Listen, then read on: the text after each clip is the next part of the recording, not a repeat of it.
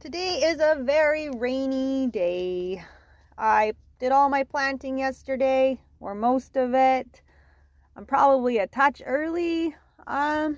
Temperatures aren't too bad, so I think everything should be all right from what I can see in the forecast. I missed a few things yesterday that I meant to talk about.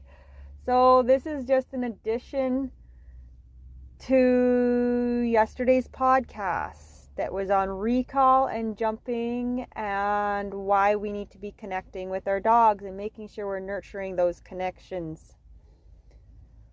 Okay, so here's more like some tips and tricks that go along with yesterday's podcast. I'm going to try to keep this short and sweet, but sometimes I go a little longer than I intend to. Okay. So another game I want to mention, it's a really good connection game for dogs that maybe tug isn't your best choice. It's just another option. There's so many options. I probably don't even know all of them, to be honest. I'm always learning new things. I actually really love to be challenged a little bit when another trainer, another behaviorist has a different perspective or a different way of looking at something. That makes me better. That improves my abilities. I love discussions as long as they're respectful both ways. We all arrive at our opinions differently. We all come from different backgrounds, different experiences, different perspectives. And whether or not we all agree or not does not take away from the fact or from the point that respect needs to be present. If we're done learning, we're not going to grow. Okay, even if listening strengthens our own selves, our confidence in what we're doing as trainers and other canine professionals, we need to respect each other.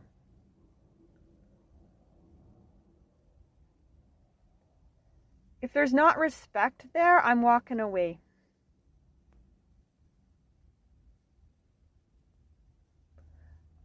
I give respect and I expect respect in return.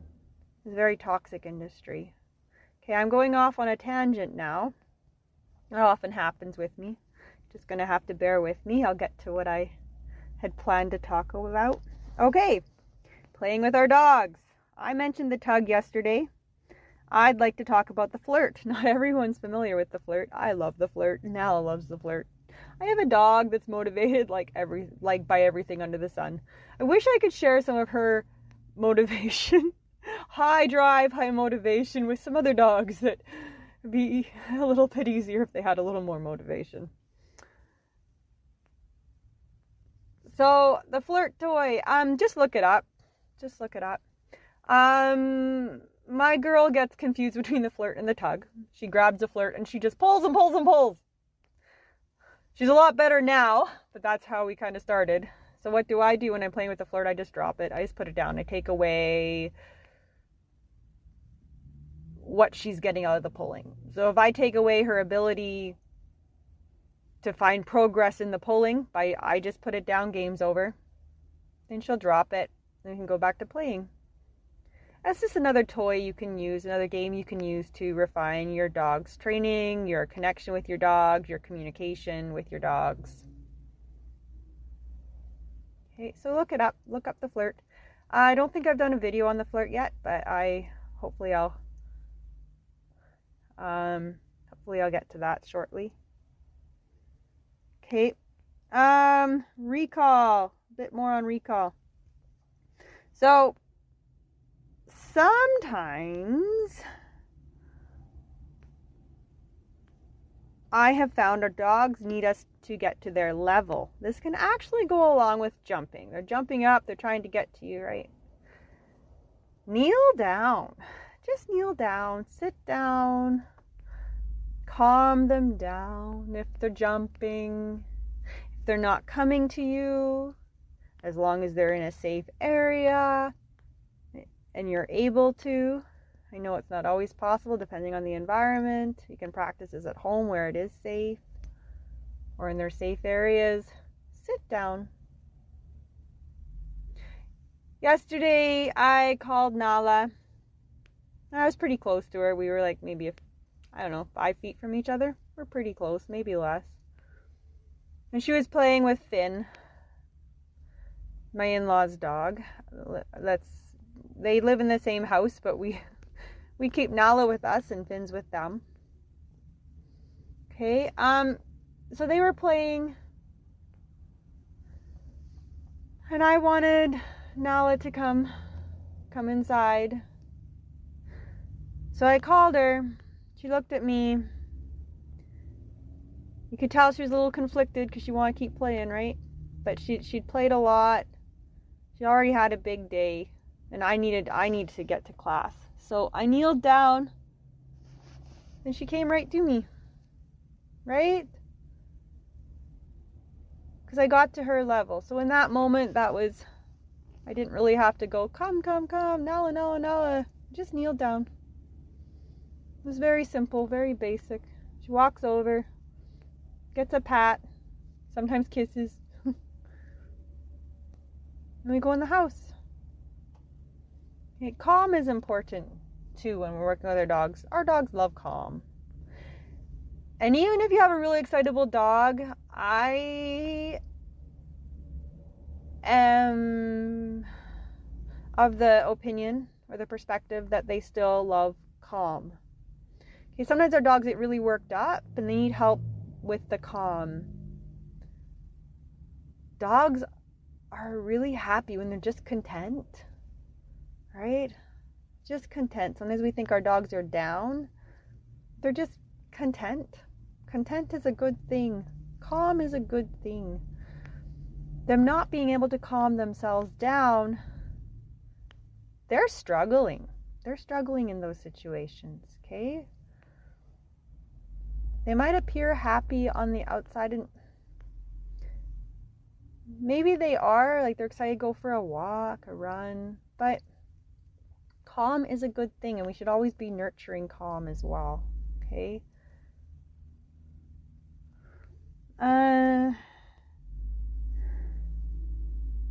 What else was I going to cover? So kneeling down when you're working with your young puppies is great. It's just a great to nurture the recall there. Get to their level. Show them that coming to you is a good thing. Coming back is a positive.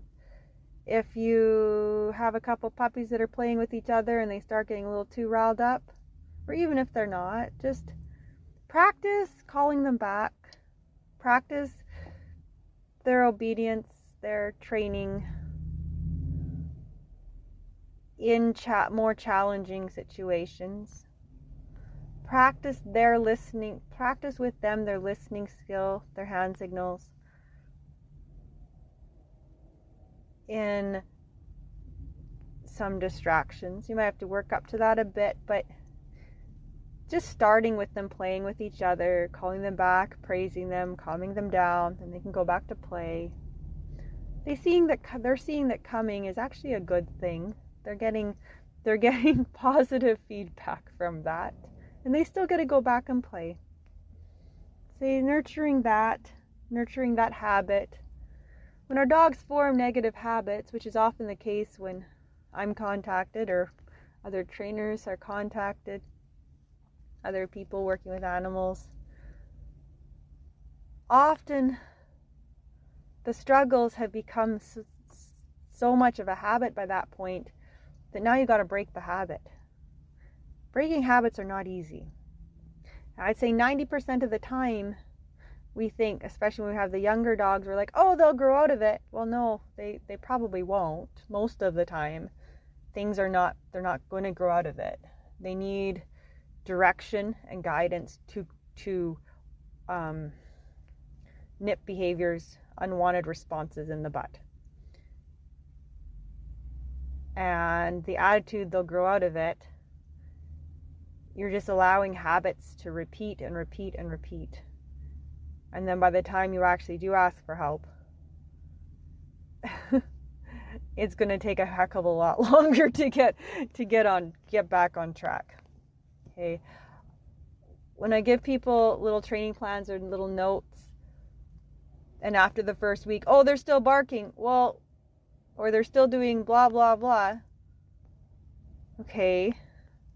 Well, how long have you been working on this, and how long has the habit been there?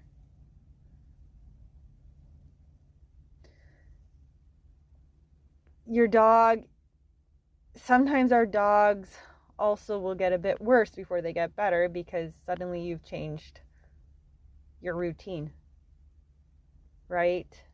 When you change your routine, it's a bit of a shock for them. It can be. Most of us don't like change. Dogs don't like change. So we have to be prepared for that. Okay. I think I forgot to cover this, but if I'm repeating myself, my apologies. When we play with our dogs, we get them in that heightened state, and we're refining our work with them.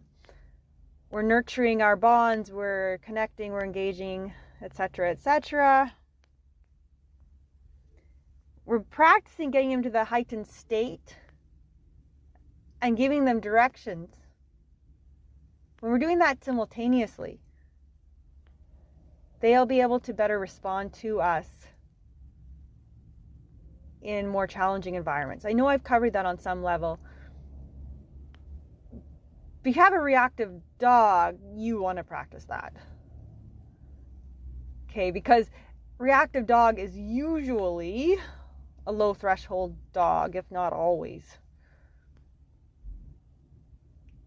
Then you need to practice them being able to respond to you in a heightened state of emotion. It might be excitable. It might be scared. I'm just saying heightened state of emotion because that can cover a few different emotions. But can they respond to you? This takes some work. But it's very important. Okay? And I've said this before. I think a couple podcasts ago. If your dog can't hold a solid stay, and I mean a really solid stay, like you walking away like 10 feet, walking back to them, walking away 20 feet, walking back to them, doing big circles. If your dog can't do that, you're not ready to work on reactivity. Okay. So I'm going off track a little bit from what I had planned today, but I just wanted to cover those couple little things and I guess add a bit more. So I hope that can add to yesterday's for you. Okay, thank you.